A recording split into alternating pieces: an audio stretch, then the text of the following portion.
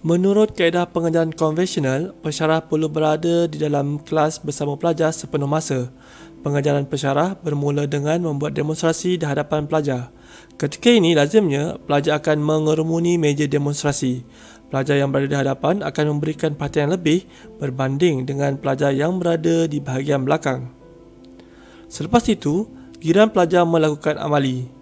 Ketika pelajar melakukan amali, pensyarah akan meninjau dari satu meja ke satu meja bagi melihat prestasi pelajar. Ketika proses ini, pensyarah akan melayan pelbagai kerana para pelajar kerana mereka tidak mempunyai panduan dan rujukan yang jelas dan hanya bergantung kepada pensyarah. Banyak kelemahan pada teknik konvensional di mana pelajar kurang fokus semasa pensyarah melakukan demonstrasi, terutamanya dalam kumpulan yang ramai. Pelajar juga tidak mempunyai rujukan untuk melihat semula apa yang didemonstrasikan oleh pensyarah. Manakala, pensyarah tidak fokus sekiranya bilangan pelajar yang ramai, perhatian perlu diberikan kepada setiap pelajar bagi memastikan pembelajaran secara OBE tercapai.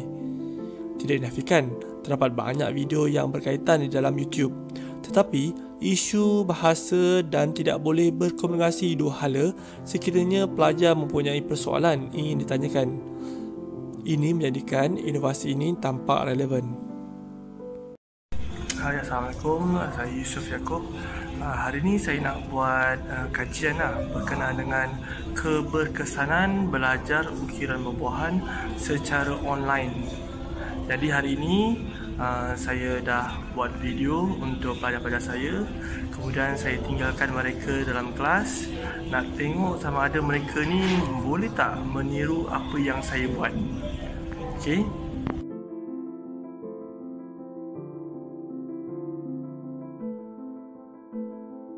Okey, saya telah merakamkan video menggunakan live Facebook College Community Beaufort Sabah lah.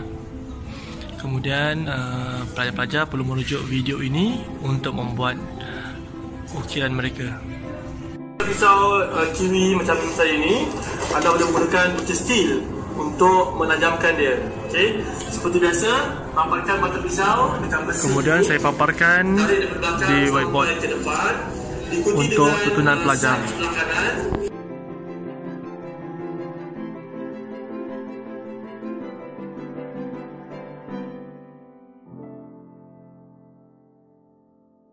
Kemudian pelajar akan buat sendirilah. Dan saya tidak mengganggu mereka, saya tak tolong mereka, saya tidak monitor. Saya nak tengok sama ada mereka ni boleh buat ataupun tak boleh buat berdasarkan video yang saya buat tadi.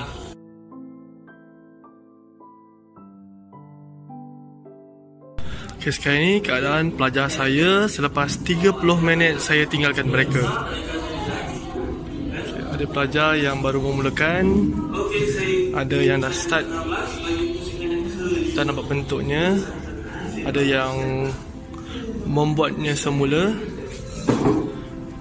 Okay, ada yang terus.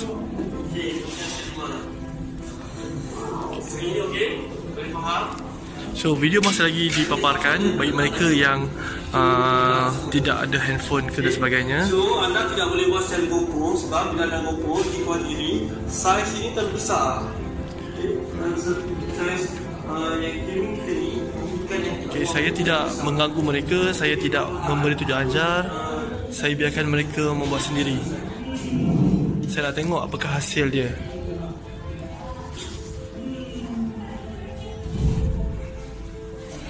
Okay, ada yang ada rupa.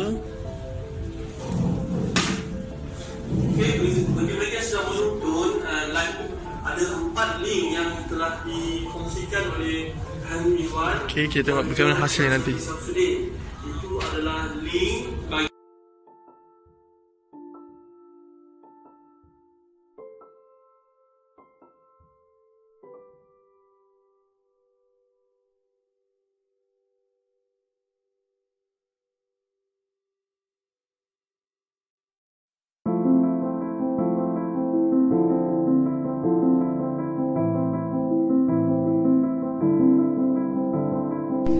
selepas 1 jam. Okay, ada pelajar yang agak struggle, ada yang boleh dah kata siap. Okay, separuh jalan. Ini pun baru berjalan. Pelajar ini membuat second attempt, percubaan kali kedua. Ini dia, pelajar ini menukar strategi daripada buat satu round dia buat satu kolom ke satu kolom. But not bad. Okay, pelajar ini okay, nice. Pelajar ini rupa ada tapi kedalaman dia kurang. Dah berjalan, rupa ada. Okay, rupa ada. Rupa ada di atas. Okay, tapi boleh baik lagi sebab rupanya dia tebal. Okay, pada level sejam ni saya rasa pelajar-pelajar dah faham dan rata-ratanya tidak menonton video lagi sebab mereka dah faham teknik.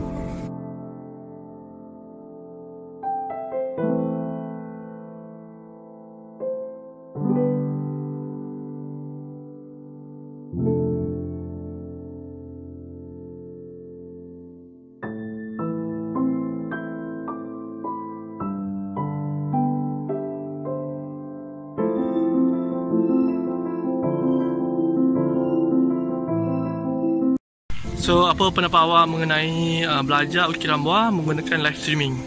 Belajar menggunakan live streaming lebih baik daripada belajar dari kelas.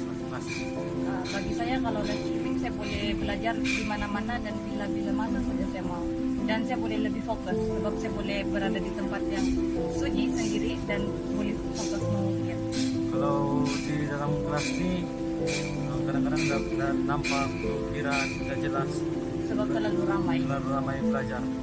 Jadi akan berebut-rebut untuk siapa di depan. Jadi bila sudah ada di belakang, jadi memang susah untuk fokus itu satu benda. Terima kasih. Secara kesimpulannya, pembelajaran ukiran buah di atas talian ataupun live streaming banyak memberi manfaat kepada pelajar. Pelajar bukan sahaja boleh mengikuti pembelajaran di mana sahaja mereka berada, malah pelajar boleh melakukan ulang kaji dengan menonton semula video yang telah dimuat naik. Ini dapat mengurangkan kebergantungan pelajar kepada keberadaan pensyarah di dalam kelas.